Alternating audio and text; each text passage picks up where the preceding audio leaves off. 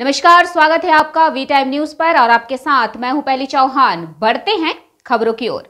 भाजपा के जंगीपुर लोकसभा प्रत्याशी धनंजय घोष ने पार्टी कार्यकर्ताओं के साथ डॉक्टर श्यामा प्रसाद मुखर्जी के गले में माल्यार्पण कर किया स्वागत और लोगों के साथ निकलकर जंगीपुर में लोगों के साथ प्रचार की शुरुआत की।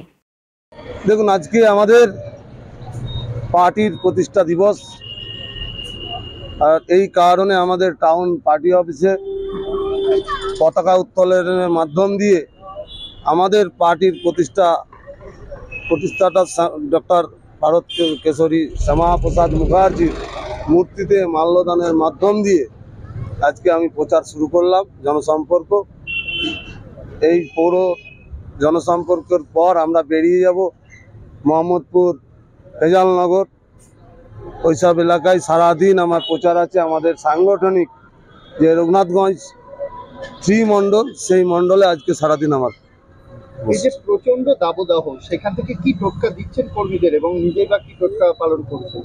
দেখুন এই যে গরম, এই গরমকে উপেক্ষা করে যেভাবে কর্মীরা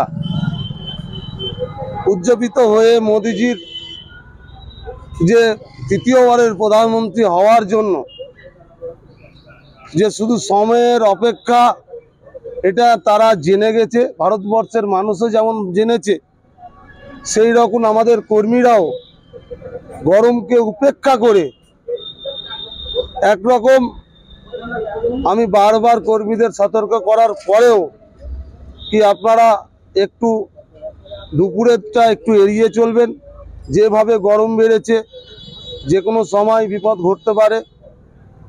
একটু হালকা খাবার খাওয়া, একটু জল বেশি খাওয়া, শশা এই ধরনের খাওয়া একটু বেশি খাওয়া।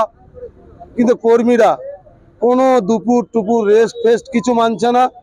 শুধুমাত্র এই জঙ্গিপুর লোকসভার মানুষ যে আশা করেছেন, জঙ্গিপুর লোকসভার মানুষ যে দেশ স্বাধীনতার পরে যেভাবে বারবার সিপিএম কংগ্রেস টিএমসির কাছে তাদের ভোট দিয়ে ভরসা করে বারবার তারা ধাক্কা খেয়েছেন, বাস্তবে উন্নয়ন বলে কিছু হয়নি।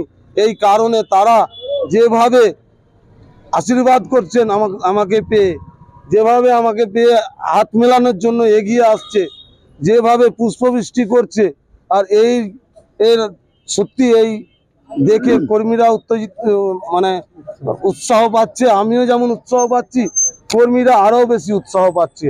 এই কারণে সত্যি কথা বলতে একটু হলেও এই সব নিয়ম অমান্য করে শুধুমাত্র জয়ের লক্ষ্যে কর্মীরা ছুটছেন এবং আমিও তাদের যে এত উৎসাহ দেখে আমিও ছুটতে বাধ্য হচ্ছি।